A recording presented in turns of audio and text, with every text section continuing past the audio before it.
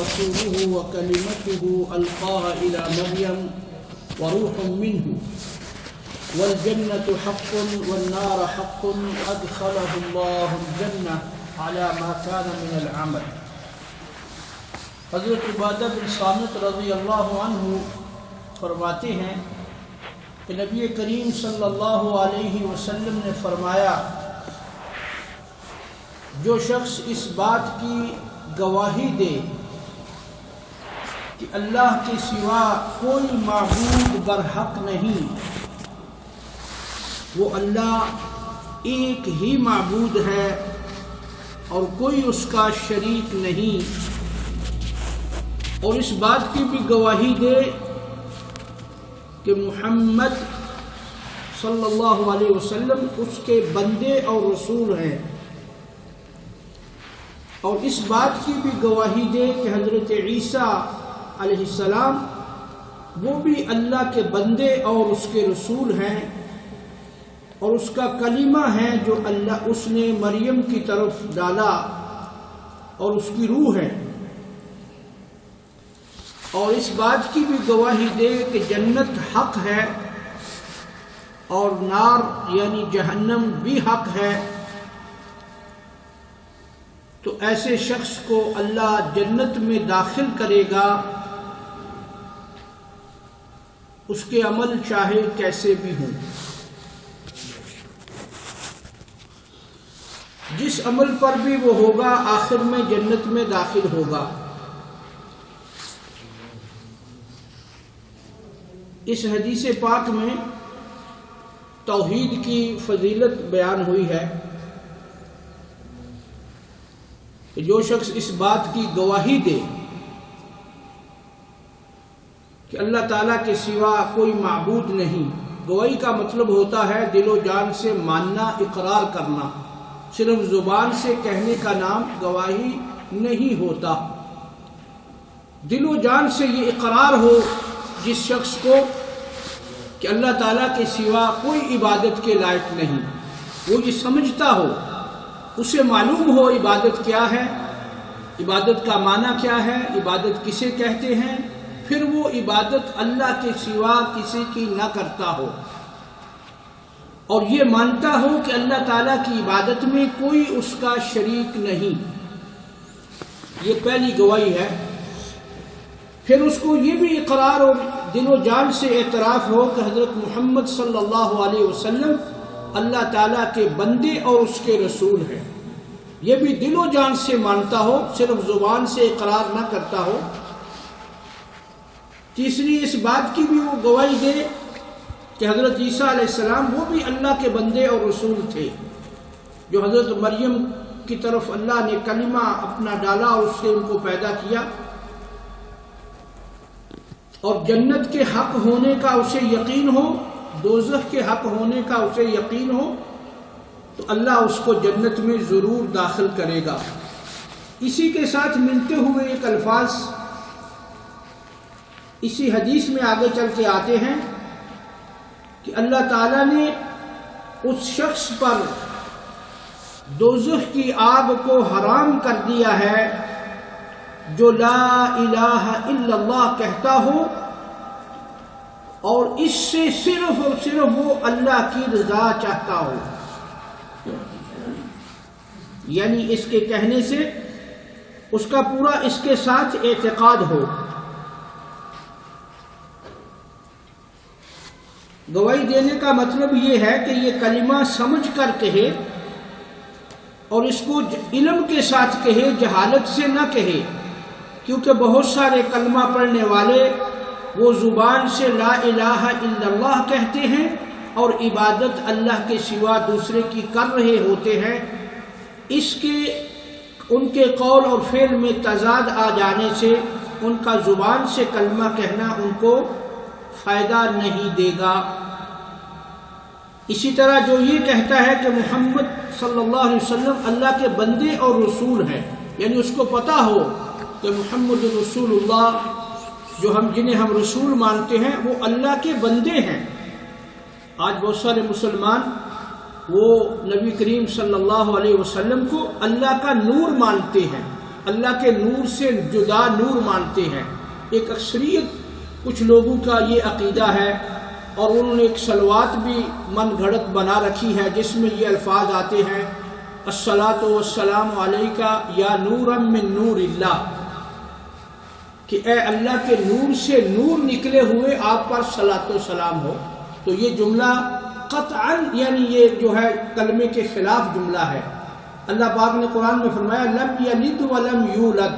نہ کوئی اللہ سے نکلا ہے نہ اللہ کسی سے نکلا ہے۔ جتنی مخلوق ہے وہ اللہ پاک کی پیدا کردہ ہے، اور انسانوں کو جو اللہ نے بنایا ہے تو نبی کریم صلی اللہ علیہ وسلم ان کو عبد فرمایا، اپنا بندہ فرمایا۔ بندہ آدمی ہوتا ہے، مخلوق سے ہوتا ہے، اس لیے جس کا یہ عقیدہ ہے کہ آپ اللہ کے نور سے نور ہیں وہ اس گواہی سے کٹ جائے گا۔ اس گواہی میں یہ ہے کہ وہ یہ مانتا ہو کہ محمد صلی اللہ علیہ وسلم اللہ کے بندے اور اس کے رسول ہیں۔ آپ صلی اللہ علیہ وسلم کو قرآن مجید میں سینکڑوں جگہ پہ اللہ پاک نے آپ کی تعریف میں یہ کلمہ نازل فرمایا کہ محمد صلی اللہ علیہ وسلم اللہ کے بندے ہیں۔ جیسے قرآن میں فرمایا کہ معراج کس کو کرائی اللہ نے؟ اپنے بندے اور رسول کو۔ قرآن کس پہ نازل فرمایا؟ اپنے بندے اور اپنے رسول پر۔ تو بندہ ماننا یہ ضروری ہے، اور یہ بات تو واضح ہے کہ بندہ کون ہوتا ہے؟ بندہ وہ ہوتا ہے جو اللہ کا محتاج ہو۔ اللہ تعالیٰ کے بندے سب محتاج ہیں، لیکن نبی کریم صلی اللہ علیہ وسلم فضیلت میں سب بندوں سے افضل بندے ہیں۔ یہ یقین رکھیں کہ ہمارے نبی کریم صلی اللہ علیہ وسلم اللہ کی ساری مخلوق میں وہ افضل ترین انسان ہے، اعلیٰ ترین انسان ہے، لیکن ہیں وہ اللہ کے بندے اور اس کے رسول۔ اسی طرح حضرت عیسیٰ علیہ السلام کے بارے میں، کیونکہ ان کا تو باپ نہیں تھا، حضرت عیسیٰ کو اللہ تعالیٰ نے بغیر باپ کے پیدا فرمایا۔ ان کا باپ نہیں تھا، اللہ نے اپنے حکم سے پیدا فرمایا۔ تو بہت سارے عیسائیوں نے عیسیٰ علیہ السلام کو ان کے بارے میں وہ شبہ میں پڑ گئے کہ اب عیسیٰ کو کیا مانیں؟ تو اللہ تعالیٰ نے فرمایا اس کو میرا بندہ اور رسول مانو۔ لیکن عیسائیوں میں آج عیسیٰ علیہ السلام کو اللہ کے بندہ نہیں بلکہ بیٹا مانا جا رہا ہے۔ نصرانی عیسیٰ علیہ السلام کو اللہ کا بیٹا مانتے ہیں۔ قرآن میں بھی ہے وقالت النصارى المسیح ابن اللہ، عیسائی کہتے ہیں کہ عیسیٰ علیہ السلام جو ہے وہ اللہ کا بیٹا ہے، کیونکہ اس کا باپ نہیں ہے۔ تو اللہ تعالیٰ نے قرآن میں بھی یہ فرمایا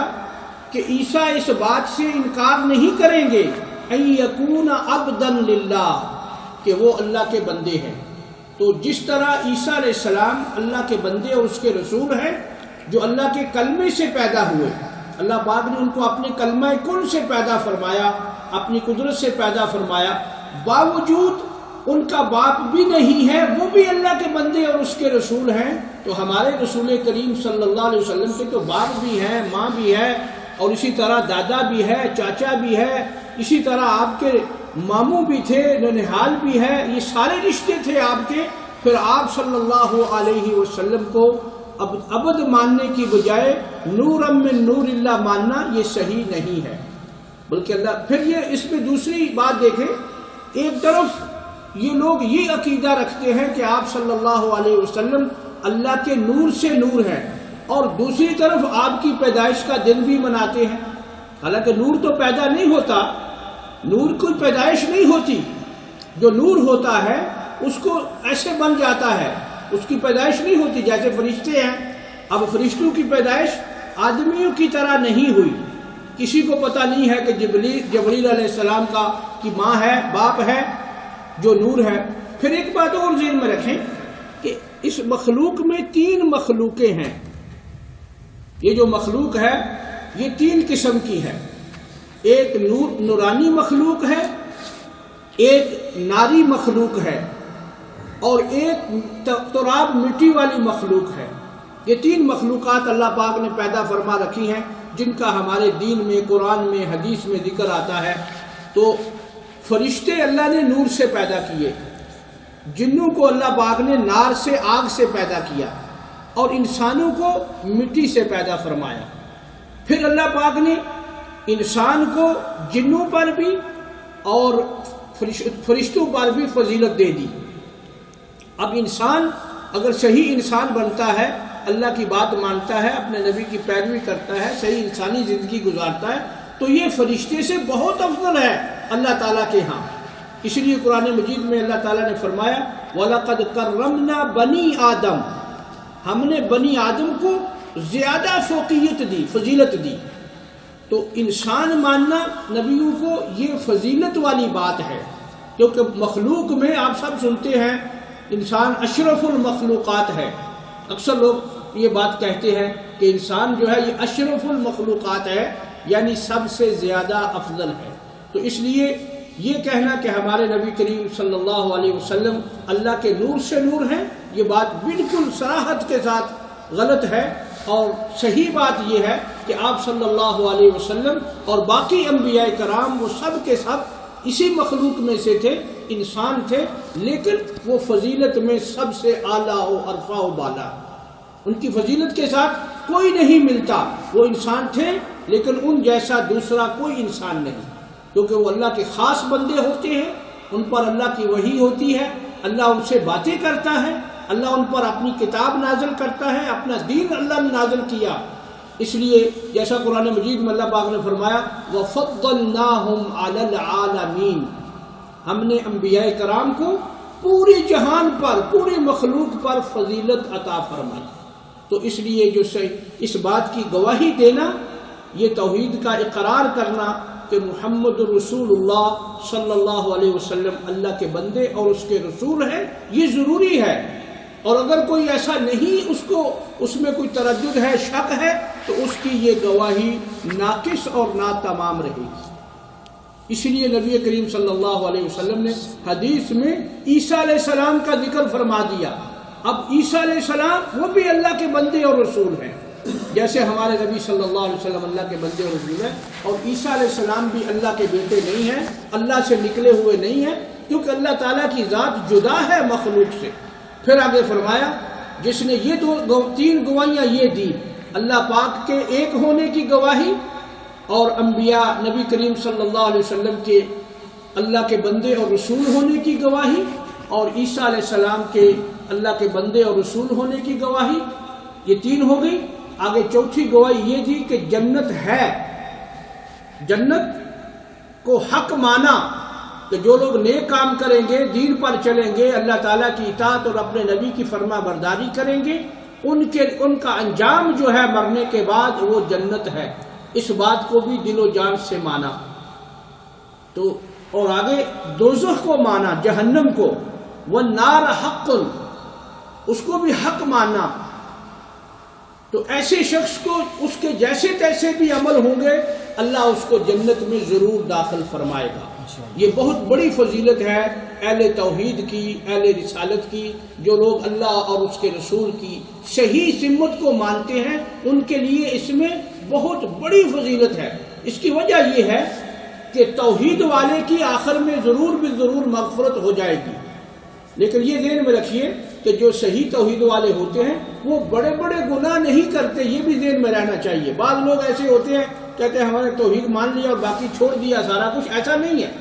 توحید والے پورے کے پورے، آپ اگر اس وقت مسلمانوں کا دنیا میں جو لوگ رہ رہے ہیں اندازہ کریں